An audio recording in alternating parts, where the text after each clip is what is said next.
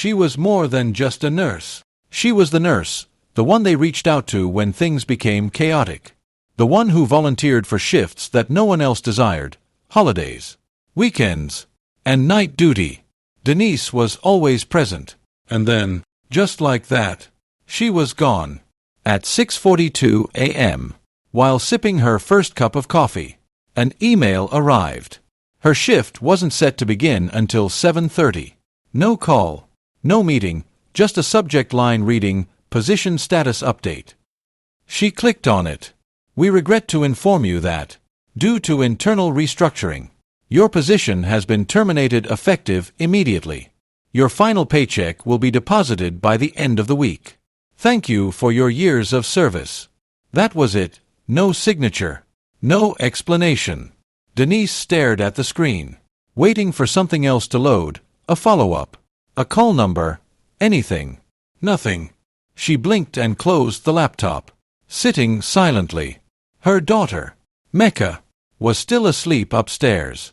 The last thing Denise wanted was for her to wake up and see her mother unraveling before 7 a.m. She placed the coffee mug in the sink and stood for a full minute with her hands resting on the counter. She didn't cry, not yet. Instead, she grabbed her keys, slipped on her running shoes, and left a note on the table. Asterisk went for a walk. Be back soon. Love you. Asterisk she didn't even change out of her scrubs. Exiting through the door, she made her way to Avondale Park, one of the oldest parks in Birmingham. At this hour, it was quiet, with just a few regulars walking their dogs and a jogger here and there.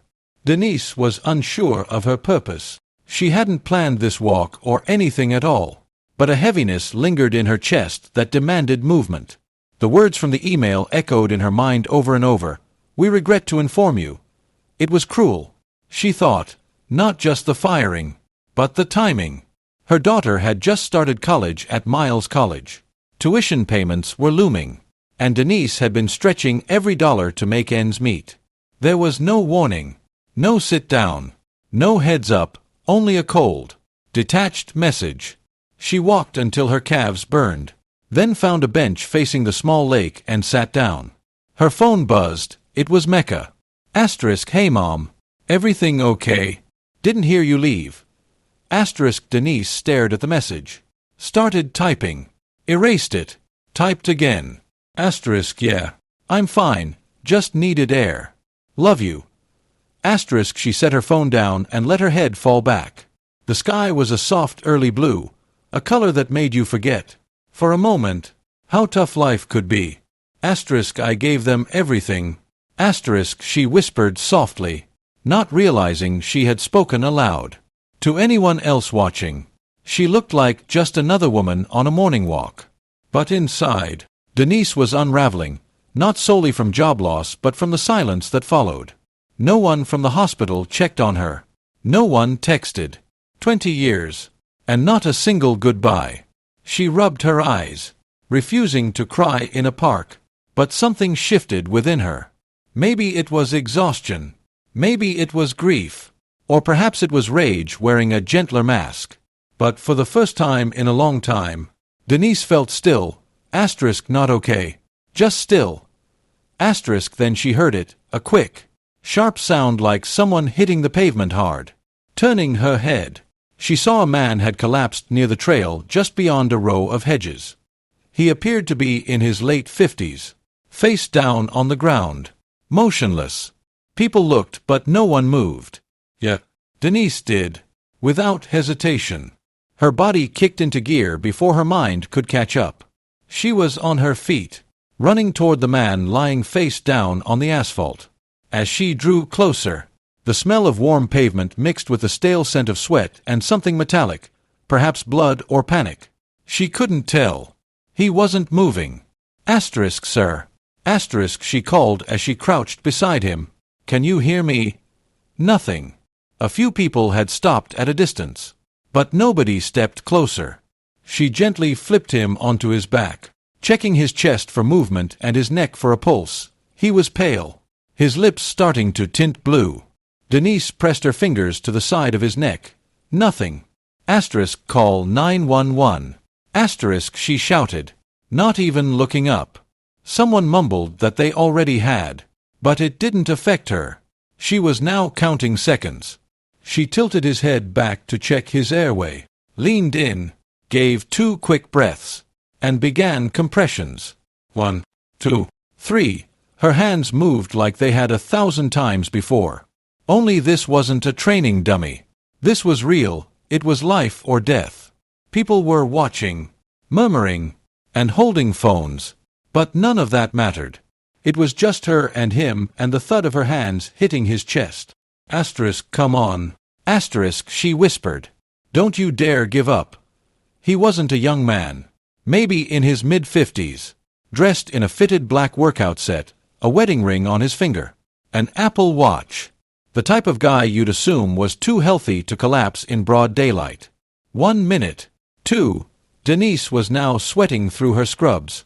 Hair sticking to her forehead. Arms aching. Back screaming.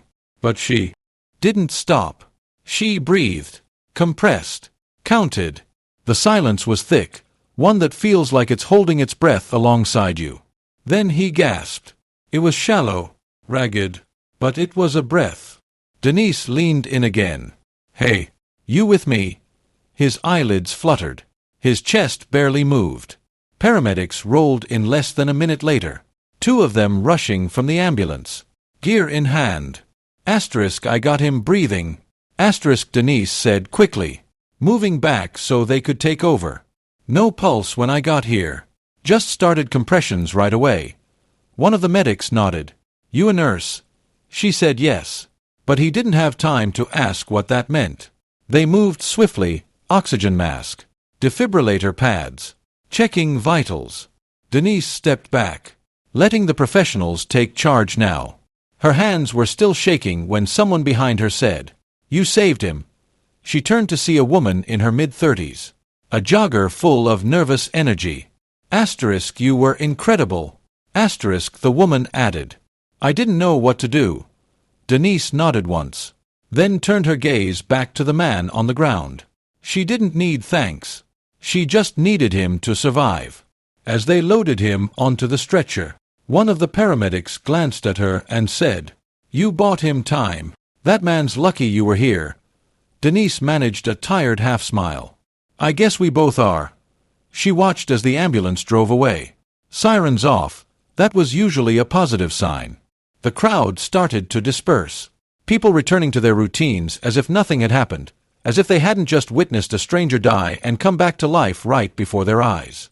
Denise stood still for a moment longer, her heart pounding in her ears, then walked back toward the bench where it all began. Sitting down again, she picked up her phone to see Mecca had sent another message. Mom. You okay? Want me to bring breakfast? Denise stared at the screen, her thumbs hovering over the keyboard. Then she typed, I'll be home soon. Something happened. I'll tell you when I get back. Love you. She hit send. She didn't know the man's name. Didn't know if he'd make it through the day. She hadn't done it for recognition. It was reflex. It was instinct. It was her calling. Even if her job title had changed, who she was hadn't. But the world has a strange way of circling back when you least expect it.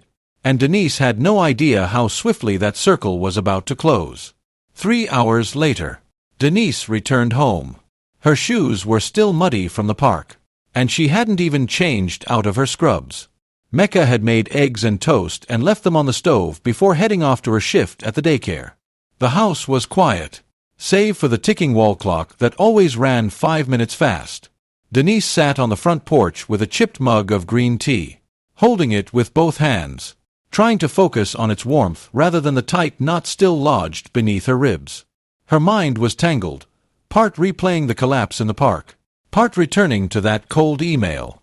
She couldn't escape the image of his face, the way his chest hadn't risen at first, the moment she felt life return beneath her hands. She had been in the room when people flatlined before. But this was personal.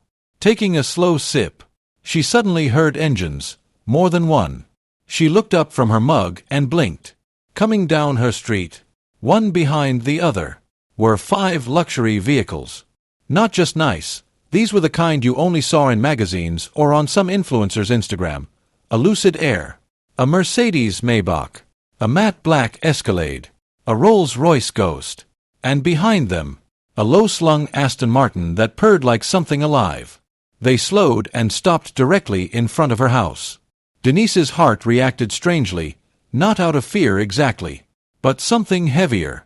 Something whispering. This is about what happened. The front door of the Lucid opened. A man stepped out in a tall, sharp suit. No tie, charcoal gray with a black shirt beneath.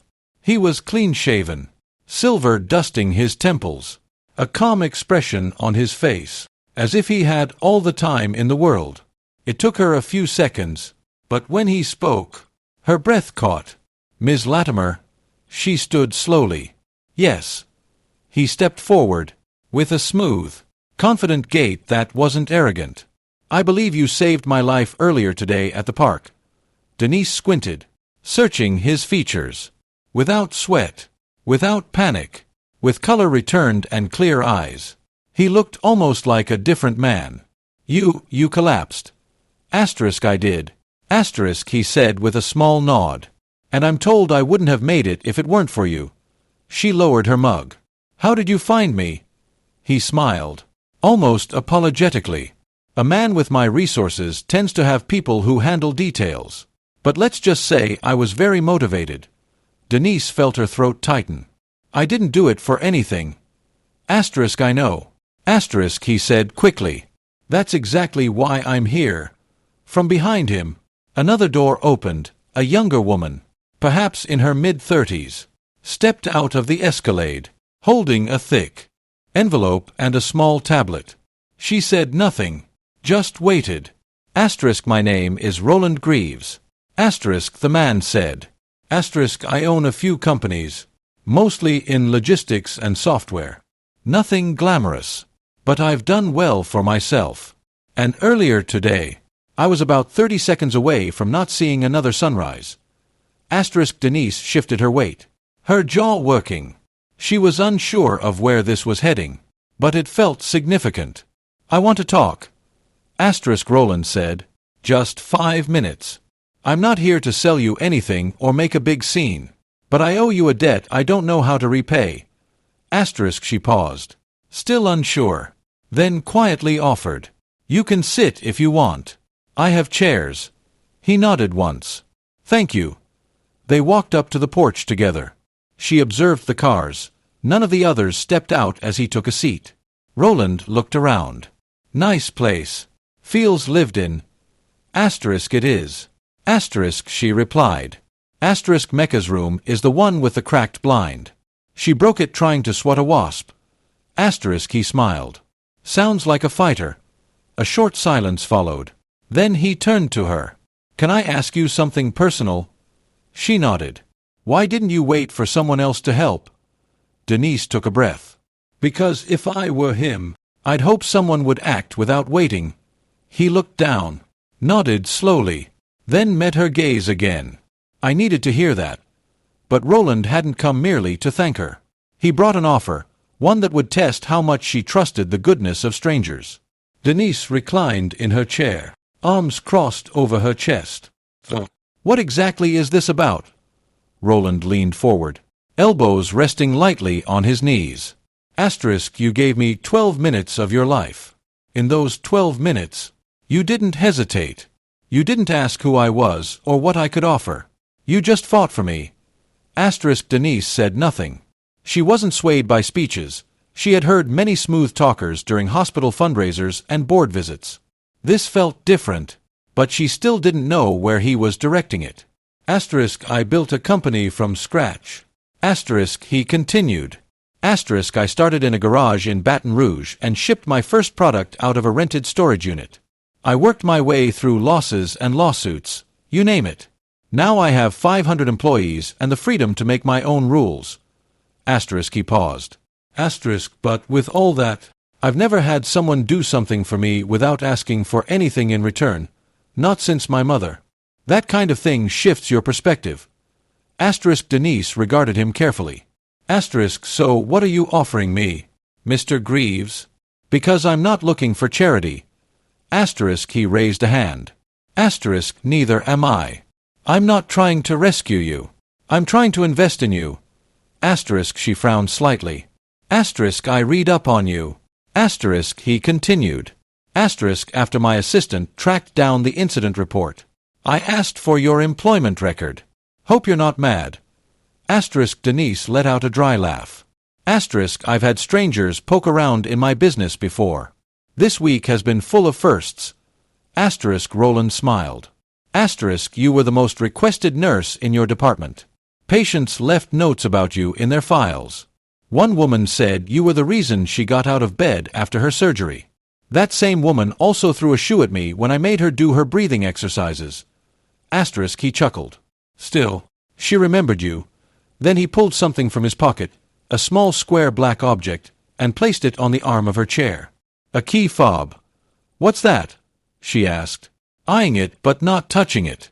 Asterisk, to one of the cars outside. Asterisk, he said. Asterisk, the Lucid, brand new. Yours if you want it. Asterisk, Denise stared at it for a beat. You serious? Asterisk, as serious as a second heart attack. Asterisk, he replied. Only half joking. She still didn't touch the key. Why me? Asterisk, I don't know many people like you. Asterisk, he replied simply. Asterisk, and I've been thinking lately, I want to surround myself with those who move toward the problem, not away from it. People who act without needing a reason. Asterisk, he looked at her, his face softening. So I'd like to offer you a job. Denise blinked. Asterisk, I'm launching a new initiative, a wellness foundation tied to my company, focused on underserved communities, free clinics, training programs, mental health outreach. I have the money, but I need people.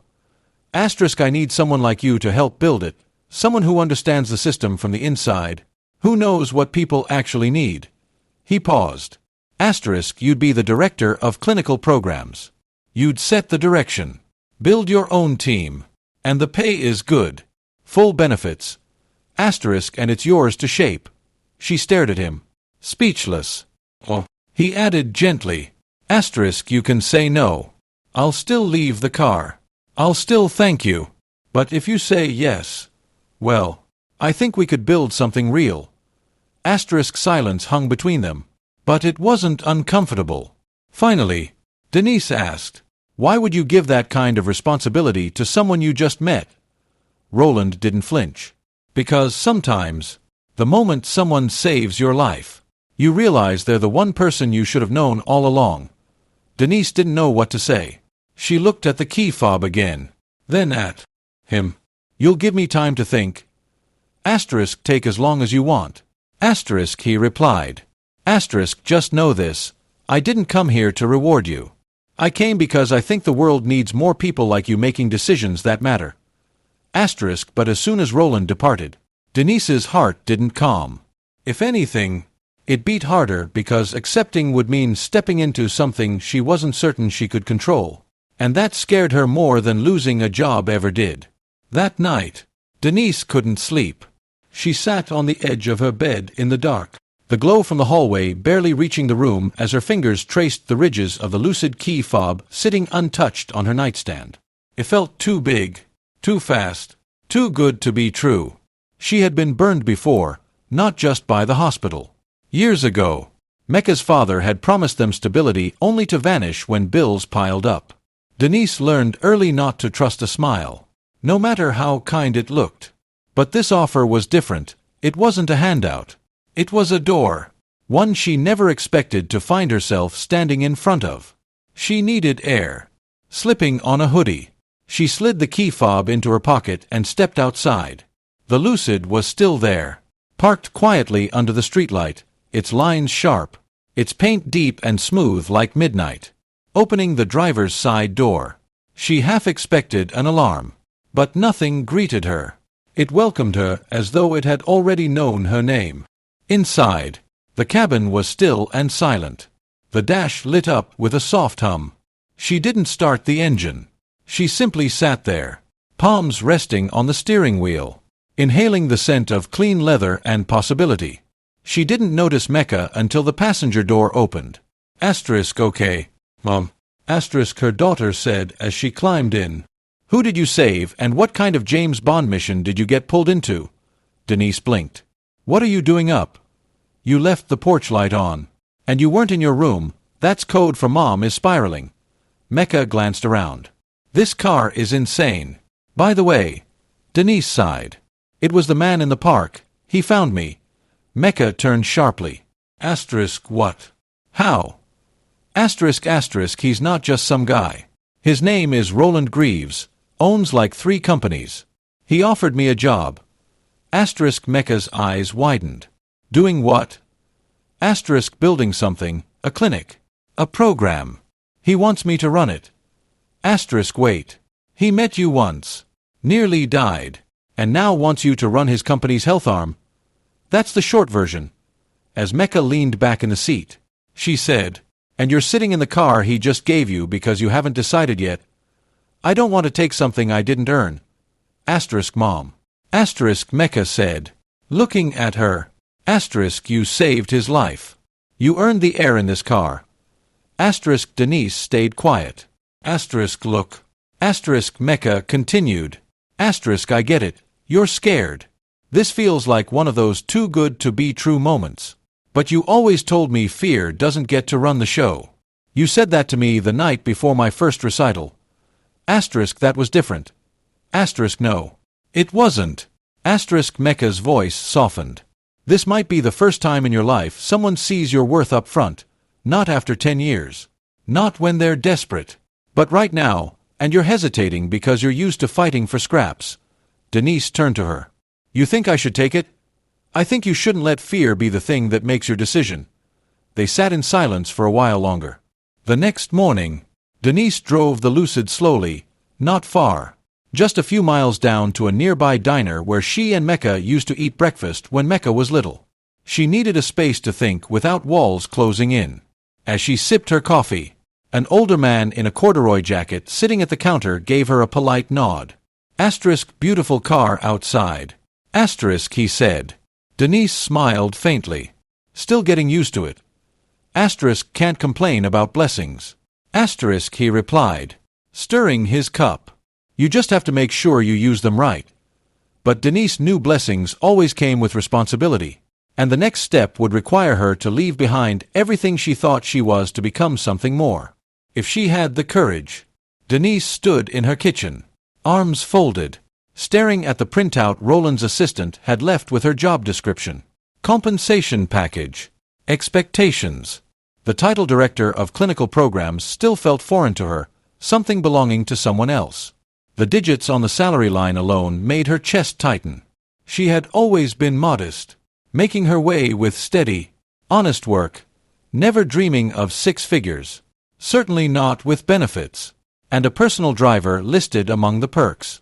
It felt surreal, uncomfortable even, not because it wasn't real, but because part of her believed she didn't deserve it. Denise picked up the phone, not to call Roland but to reach out to someone else, a name she hadn't spoken in years. Hi. Is this Bernadine Willis? A pause. Then a familiar voice replied. Yes. Who's this? It's Denise. Denise Latimer. We worked together back in Jefferson Medical when we were both on night rotation. A pause. Then a light laugh. Girl. Are you serious? Denise from 2A. I thought you'd fallen off the grid. I got laid off this week. The line fell quiet. But you were solid gold over there. That's what I thought. 2. Denise explained, detailing the story briefly, the collapse, the man, the offer. Bernadine whistled low. And you're calling me because I don't trust it. And I think maybe I'm scared I won't measure up. Bernadine didn't miss a beat. Denise. The hospital never deserved you. You know that. We all knew it. You trained half those new hires while they gave promotions to people who couldn't even remember the crash cart codes. Denise laughed lightly. I remember. If someone finally sees what you're worth and wants to give you the reins to change things, take them. Denise felt something warm press behind her eyes. And if it doesn't work out, then you'll walk out with your head high. Just like you always have. But don't turn it down because you think you don't belong. You do, more than most. Asterisk that night. Denise didn't pace the floor. She didn't overthink. Instead, she pulled out the contract, read it from beginning to end, and signed it. The next morning, Roland called. Asterisk, I figured I'd give you a few days. Asterisk, he said. Asterisk, you didn't have to. Asterisk, Denise replied. I've made up my mind. Silence lingered on his end. Then a slow exhale. You sure? Asterisk, I'm sure. But I need one thing from you. Asterisk, anything. Asterisk, I don't want to be some poster child. I don't want you to parade me around like your feel-good project. If I'm coming in to work. I build the team. I call the shots. Asterisk, Roland's tone turned serious. Asterisk, that's exactly why I wanted you. And I'm not calling you sir. Asterisk, he laughed. Deal. They set a meeting for Monday. His legal team would finalize onboarding. She would visit the campus they were scouting in Tuscaloosa, where the first community clinic would open. When she hung up, Denise stood in the kitchen for a moment, bare feet on the tile floor, sunlight slipping through the blinds. She realized she had just made the biggest decision of her life, not out of desperation, but out of choice. Mecca appeared at the top of the stairs, still in pajamas, rubbing her eyes. You're up early. I've got work to do. Her daughter looked at her. You took it. I did. Mecca smiled. I'm proud of you, Mom. I'm proud of me too. But Denise knew this wasn't the end. It was the beginning of a life she never thought she could reach. And she was finally stepping into it, not as someone begging for space but as someone claiming it. The first time Denise walked through the double-glass doors of the building in Tuscaloosa, it didn't feel like entering someone else's space. It felt like coming home. It wasn't fancy yet. The floor was concrete. The walls bare. Wires still poking from the ceiling. But she could envision it already. The intake desk to the right. A play area for kids across from it. Consultation rooms lining the back hall. A place where care wouldn't be a privilege. It would be normal. Roland met her inside. Rolled up blueprints under one arm and a coffee in the other. He handed it to her without a word. She smiled and accepted it. Asterisk day 1. Asterisk, he said. Asterisk, more like step 1. Asterisk, she replied. Over the next few weeks, Denise got to work. She didn't just recruit former colleagues. She sought out people who had been ignored, underused, and undervalued. Nurses, aides, translators, even a former janitor who wanted to learn administration. If someone had the heart, Denise had the patience to train them. She wasn't just building a clinic. She was cultivating a culture. Every morning, she drove herself in the same lucid Greaves had given her, not to show it off, but because she wanted to remember where it all started, that moment in the park, hands pressed to a stranger's chest, hoping for a heartbeat. 6 months in, the clinic opened its doors. No ribbon cutting, no press conference, just patients. A woman with her 2 kids who hadn't seen a doctor in 3 years. A man with untreated diabetes. A teenager asking for assistance with anxiety. Denise greeted each one as if she'd known them forever. No clipboard walls. No red tape. Just care. One afternoon, while updating intake protocols at her desk, her receptionist gently knocked on the open door. Asterisk, there's someone here asking for you. Asterisk, she said. He didn't give a name.